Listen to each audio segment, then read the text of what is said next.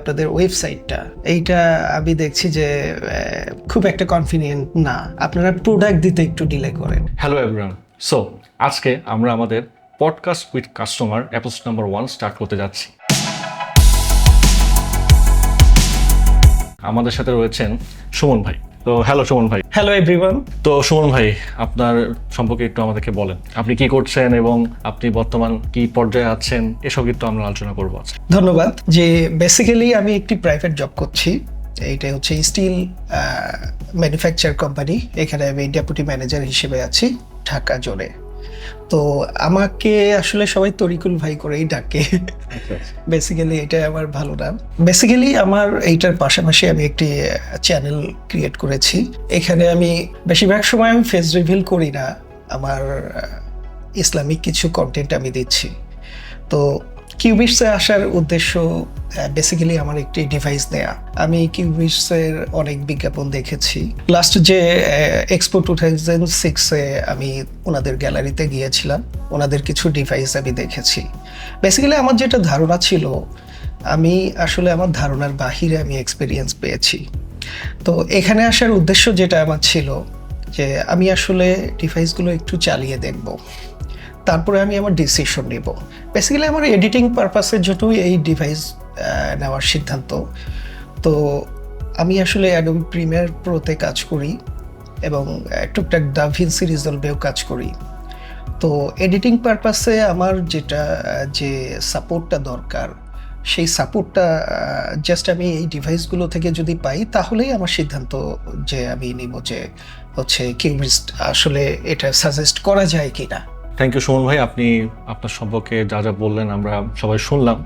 তো এখন একটা নর্মাল অ্যাকচুয়ালি আমরা সবসময় দেখে আসছি, ইউটিউব বলেন, ফেসবুক বলেন, সব জায়গায় এখন আপনার টেক নিয়ে কথাবার্তা চলছে। লাইক ফিউচারে আমরা কোন টেকনোলজি ইউজ করছি, আর বর্তমানে কিন্তু এআইটা খুব মানুষকে আকৃষ্ট করছে। সো আপনার এই টেকনোলজি নিয়ে, ফিউচার টেকনোলজি, এটা নিয়ে আপনার কিছু মতামত আমরা জানতে চাচ্ছিলাম আর কি। জি ধন্যবাদ। অবশ্যই। তো আমার মতামত যদি আপনি জানতে চান, আমি যেটা বলতে পারি যে আসলে টেকনোলজি নিয়ে আসলে আমাদের চিন্তা করার বিকল্প নেই। অ্যাকচুয়ালি যে লাইন থেকেই আমরা পড়াশোনা করে ক্যারিয়ার গঠন করতে চাই, টেকনোলজি আমাদের মাস্ট। টেকনোলজিক্যালি সাউন্ড যদি আমরা না হতে পারি, তাহলে আমরা দেশকে এগিয়ে নিয়ে যেতে পারবো না। বিশেষ করে আপনাদের মতো এবং আরও অন্যান্য যারা বাংলাদেশে যারা টেকনোলজি নিয়ে কাজ করছে এবং যারা মূলত এই ধরনের সেগমেন্টের সাথে জড়িত, আমি তাদেরকে সবাইকে আমি সাধুবাদ জানাই। এবং এইভাবে যদি আপনারা যদি এগিয়ে আসেন, আমরা দেখছি যে অনেক প্রত্যন্ত অঞ্চলের লোকজন এই বিষয়গুলো নিয়ে তারা সঠিক ধারণা পায় না। আর সঠিক ধারণা না পাওয়ার কারণে দেখা যাচ্ছে যে অনেকের ডিসিশন মেকিংয়ে অনেক ভুল হয়। দেখা যাচ্ছে একটা প্রত্যন্ত অঞ্চলের অনেক ছেলে পেলে থাকে যে তাদের উদ্দেশ্য, তাদের পারপাস, তাদের সব কিছুর সাথে একটা যোগসূত্র ঠিকভাবে করতে পারে না। তো টেকনোলজিক্যালি তারা অনেক কিছুই চিন্তা ভাবনা করে, কিন্তু সঠিক গাইডেন্সের অভাবে কিন্তু তারা অনেক কিছু করতে পারে না। তো এই ক্ষেত্রে আমি মনে করি যে এই কিউবিটস এইভাবে যদি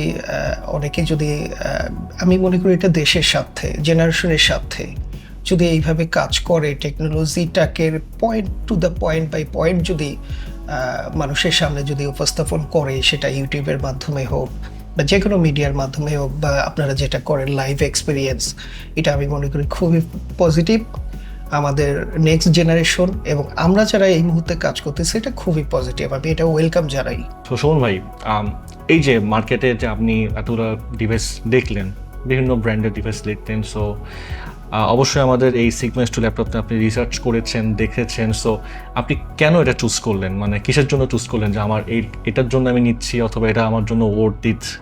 কি ফিচারটা আপনার পছন্দ হয়েছে, সেই জিনিসটা যদি আমাদের সাথে শেয়ার করতেন। আসলে আমি সত্য কথা বলি যে আমি আরো কয়েকটা ডিভাইস আমি দেখেছি। তো এইখানে আমার ডিফারেন্স যেটা লেগেছে, পজিটিভ কথাই বলবো, নেগেটিভ অবশ্যই সব কিছু না কিছু থাকে, কোনোটাই পারফেক্ট না।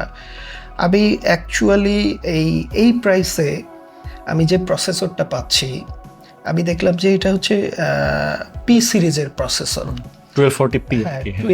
1240 জেনারেশনের এবং কোর থ্রেড যেটা কাউন্ট সেটা যথেষ্ট সলিড। 12 কোর 16 থ্রেড দেখলাম। জি। তো বেসিক্যালি এখানে আমাকে মাল্টিটাস্কে হেল্প করবে। আর হচ্ছে বেস স্পিড এবং বুস্ট স্পিড আমি যেটা দেখলাম সেটাও আমাকে যথেষ্ট সাপোর্ট দেবে। আর আমি যে এডিটিংয়ের কাজগুলো করি আসলে কোনো ল্যাপটপেই আপনি ডেস্কটপের মতো সাপোর্ট পাবেন না, কিন্তু বেসিক যে কাজগুলো আছে একটু অ্যাডভান্স লেভেলের কাজও এটাতে করা সম্ভব কোর থ্রেডের কারণে, প্রসেসরের কারণে। আর আরেকটা যেটা আমরা যারা এডিটররা চিন্তা করি কালার একুরেসির ব্যাপারে, সেক্ষেত্রে আমি দেখলাম যে আমার যে ডিসপ্লেটা আপনারা যেটা প্রোভাইড করতেছেন এই প্রাইস রেঞ্জে আমি অন্য কোনো ডিভাইসে আমি দেখলাম না। অন্যান্য আমি অ্যাসার দেখেছি, এইচপি দেখেছি, তো বেসিক্যালি আমি সেখানে আমি এই ডিসপ্লেটা পাইনি। তো সেক্ষেত্রে আমার দেখা যাচ্ছে যে এই ডিসপ্লেটা আমাকে যথেষ্ট হেল্প করবে। তো দুইটা প্রসেসর তারপরে হচ্ছে ডিসপ্লে, এই দুটো একজন ক্রিয়েটরের জন্য এই দুটো আমি মনে করি যথেষ্ট চিন্তার বিষয়। তো এই দুটা দিক থেকে আমি এইটা সিদ্ধান্ত নিয়েছি যে না, আমি কিউবিটসেই আমি যাব, X2 সিগমা X2-তে বেসিক্যালি। আর আরেকটা জিনিস না বললেই নয়, এটা আমি না, এটা প্রত্যেকের জন্যই প্রয়োজন, যে আমি চাচ্ছে আমি আরও অনেকেই এটা ফিল করেন সচেতন ব্যক্তিরা, যে আমরা আমাদের দেশীয় ব্র্যান্ডটাকে প্রমোট করি। যদি আমরা দেশীয় ব্র্যান্ডটাকে যদি অন্যান্য কোম্পানির সাথে যদি আমরা প্রাইস রেঞ্জে এবং পারফরমেন্সে যদি আমরা কাছাকাছি যেতে পারি, হোয়াই নট দেশি ব্র্যান্ড। তো সুমন ভাই, আপনি তো সবাই অবশ্যই জানেন যে র্যাম এবং এসএসডি একটা গ্লোবাল ক্রাইসিস চলছে। তো এই যে ডিভাইসের দামগুলো হুট করে বেড়ে যাওয়ার ব্যাপারটা, এই জিনিসটা আসলে কারো হাত নাই, এটা আসলে গ্লোবাল ক্রাইসিস। সো এটা নিয়ে আপনার কি মতামত?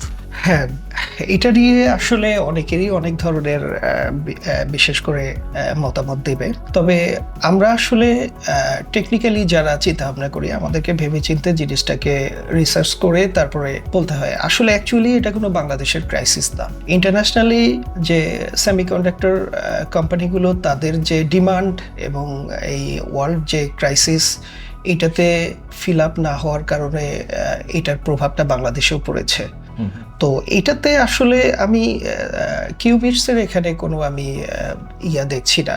টোটালি আপনি অন্যান্য ব্র্যান্ড যেগুলো আছে আমি নাম ধরে বলবো না, আপনি সব ব্র্যান্ডেই একই অবস্থা। তো এইটা এখন যদি আমি ডিভাইস নেই আমাকে এটা মেনে নিয়েই করতে হবে।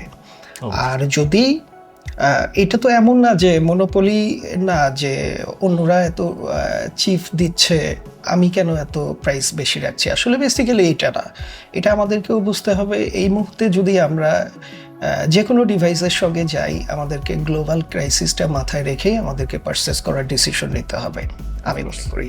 তবে এটাও আশা করি যে হয়তো এটা ডে বাই ডে হয়তো এটার একটা সলিউশন চলে আসবে, তখন আপনারা এবং অন্যরাও হয়তো একটা রিলেভেল প্রাইসে দিতে পারবেন। হ্যাঁ, অবশ্যই আপনার মতামতটা খুব সুন্দর। তো আরেকটা কোশ্চেন আপনাকে আস্ক করব, সেটা হচ্ছে যে এই যে আমাদের যে ডিভাইসগুলো আপনি দেখলেন, অবশ্যই আপনি আমাদের মিনি পিসি বলেন, আমাদের ল্যাপটপ সবগুলো আপনি দেখেছেন। সো আপনার কাছে কি মনে হয় যে আমরা কোন দিকটা আপডেট করতে পারলে, অথবা প্রসেসর বলেন অথবা যেটাই বলেন না কেন, কোন দিকটা আমরা আপডেট করতে পারলে আমরা আপনাদের কাছে আরো ভালোভাবে আমাদের ডিভাইসগুলোকে প্রেজেন্ট করতে পারবো? হ্যাঁ, এই বিষয়ে আমি একটু বলবো, আমার মতো করেই বলবো। হ্যাঁ, শিওর। বেসিক্যালি আমি আপনাদের কয়েকটা ডিভাইস আমি অবজার্ভ করলাম। একটা হচ্ছে আপনাদের যে মিনি পিসি কিউবিটসের লানিয়া R7টা আমি দেখলাম, চালিয়ে দেখলাম আমি কিন্তু। তো আর সিগমা X2 দেখলাম, রোভার X2 দেখলাম। তো বেসিক্যালি আসলে ডেস্কটপকে রিপ্লেস করার পর্যায়ে চলে গেছে আপনার লানিয়া R7, আমি যেটা দেখলাম। কারো যদি ডেস্কটপে অ্যালার্জি থাকে আমি মনে করি সে লানিয়া R7টা ট্রাই করে দেখতে পারে, কারণ এটা মোর কনভিনিয়েন্ট এবং আমি অনেকগুলো মাল্টিটাস্ক করে দেখলাম যে এটাতে যথেষ্ট কাজ করা সম্ভব। আর এর বাহিরে আমি ল্যাপটপ যেটা দেখলাম, ল্যাপটপের একটা আলাদা ডিফারেন্ট একটা চাহিদা আছে, কারণ আমি অন দ্য গোতে ল্যাপটপে আমি কাজ করতে পারতেছি। তো সেক্ষেত্রে আমি আমার তরফ থেকে আরেকটা জিনিস আমি বলতে পারি, যদি আপনারা যদি ইফ ইউ ডোন্ট মাইন্ড, সেটা হচ্ছে আপনারা ইন্টেলে করছেন, হোয়াই নট এমডি? কারণ এমডিতে গেলে আমাদের হয়তো দেখা যাচ্ছে যে কিছু জায়গায় আছে এমডি হয়তো বেটার প্রাইসে বেটার কিছু সার্ভিস প্রোভাইড করতেছে। তো এইটা আমার একটা কোশ্চেন আপনাদের প্রতি থাকবে যে আপনারা এমডিতে কেন যাচ্ছেন তা। তো হ্যাঁ, অবশ্যই সুমন ভাই আপনি যেটা বলেছেন, হ্যাঁ আমরা এমডি নিয়ে কাজ করছি। আমাদের এমডি নিয়ে অনেকগুলো ডিভাইস আপনারা হয়তো ফিউচারে দেখতে পারবেন। মিনিবিসি অলরেডি আছে এবং আমরা মিনিবিসিগুলোর ভেরিয়েন্টগুলো আরও আপডেট করার চেষ্টা করছি, কারণ এমডি আরও অনেকগুলো প্রসেসর রয়েছে। আর হ্যাঁ, অফকোর্স ল্যাপটপ, আমরা ল্যাপটপও আনার ট্রাই করছি এবং আমরা অলরেডি R&Dতে রয়েছি, R&D ফেসে আছে। হয়তোবা এই ইয়ারের লাস্টের দিকে আপনারা আমাদের এমডি প্রসেসরের ল্যাপটপগুলো আপনার হাতে পেয়ে যাবেন ইনশাল্লাহ। বাট নেগেটিভ কিছু কিন্তু আমি বলবো, এটা আপনাদেরকে মাথায় নিয়েই কাজ করতে হবে। একটা হচ্ছে যে আপনাদের ওয়েবসাইটটা, এইটা আমি দেখছি যে খুব একটা কনফিডেন্ট না, এইটা আপনাদেরকে একটু মনোযোগী হওয়া দরকার। আর হচ্ছে আপনারা প্রোডাক্ট দিতে একটু ডিলে করেন, এই বিষয়টা আপনাদেরকে মাথায় নিতে হবে। আর আরেকটা কথা, এটা আসলে আস্তে আস্তেই সম্ভব। এটা হচ্ছে আপনারা যে এটা নেগেটিভও বলা যায়, আবার হয়তো এটা আপনাদের প্ল্যানে আছে, তারপরেও আমি বলবো সেটা হচ্ছে যে আপনারা একটু দেখেন ডিস্ট্রিক্ট পর্যায়েগুলোয় আপনাদের কাস্টমার এক্সপিরিয়েন্স সেন্টারগুলো, এগুলো একটু ডিস্ট্রিক্ট পর্যায়ে, অ্যাটলিস্ট যে ডিস্ট্রিক্টগুলোতে আপনাদের ইউনিভার্সিটিগুলো আছে, এই ডিস্ট্রিক্টগুলোতে আপনাদের এই ইনফরমেশন সেন্টারগুলো করা যায় কিনা। তো হ্যাঁ ভাই, আপনি যেটা বলেছেন অবশ্যই আমরা জিনিসগুলোর দিকে অবশ্যই কেয়ারফুল থাকবো। Plus as a start up আমরা হয়তোবা কিছু ল্যাকিংস আমাদের থাকতে পারে, এবং প্রত্যেকটা স্টার্ট আপ কোম্পানির কোনো না কোনো ল্যাকিংস থাকে, তো হয়তোবা আমরা সেটাই ফেস করছি। সো ইনশাল্লাহ এটাও আমরা আগামী মানে সামনে আপকামিং সিচুয়েশনগুলোর মাধ্যমে আমরা জিনিসটা ঠিক করে ফেলবো ইনশাল্লাহ। তো এখন যে কোশ্চেনটা ভাইয়া করবো সেটা হচ্ছে যে এই যে আমাদের আফটার সেলস যে সার্ভিসটা, আমাদের যে লাইফ টাইম সার্ভিসিং ওয়ারেন্টি, 3 বছরের ব্র্যান্ড ওয়ারেন্টি, আর হলো 45 দিনের মধ্যে রিপ্লেসমেন্ট গ্যারেন্টি, তো অ্যাজ এ কাস্টমার হিসেবে আপনার উপর এটা কেমন, মানে কীভাবে ইম্প্যাক্টটা ফেলে, এই জিনিসটা একটু আপনি শেয়ার করতেন। কাস্টমার সার্ভিস অবশ্যই একটা ব্যাপার একজন কাস্টমারের জন্য। অ্যাকচুয়ালি আমি কিন্তু ডিভাইস নেয়ার পরে এখনও কাস্টমার সার্ভিসে যাওয়ার প্রয়োজন এখনও ফিল করিনি। বাট আপনাদের যে সার্ভিস ওয়ারেন্টি যে টার্মস অ্যান্ড কন্ডিশনগুলো, এটা যদি ডেফিনেটলি আপনারা প্রোভাইড করেন, it will be definitely better for all customers.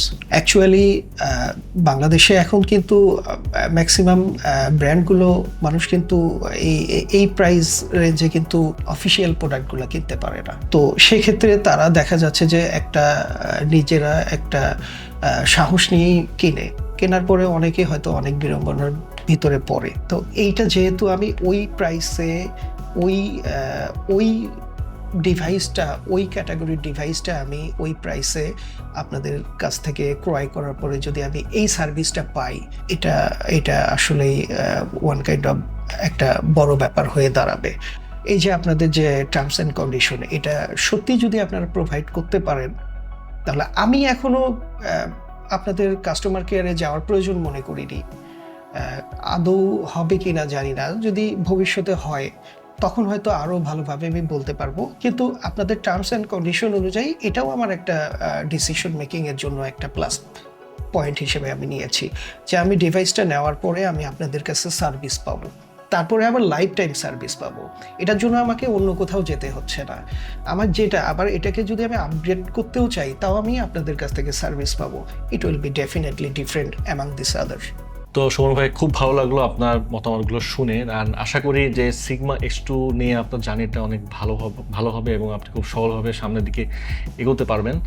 জি, দোয়া করবেন। সো আজকের এপিসোডটা এখানে শেষ করতে হচ্ছে, এবং আপনারা অবশ্যই আমাদেরকে জানাবেন যে আজকের এই এপিসোড পডকাস্ট উইথ কাস্টমার এপিসোডে কেমন লাগলো, সেটা অবশ্যই আপনারা কমেন্টের মাধ্যমে জানিয়ে নেবেন। এবং অবশ্যই আমরা চেষ্টা করবো যে আপনাদের এই কমেন্টসগুলো পডকাস্টের মাধ্যমে সবার মধ্যে ছড়িয়ে দিতে পারি। তো আজকে এখানে শেষ করতে হচ্ছে, দেখা হবে নেক্সট এপিসোডে। তো সে পর্যন্ত সবাই ভালো থাকবেন, সুস্থ থাকবেন।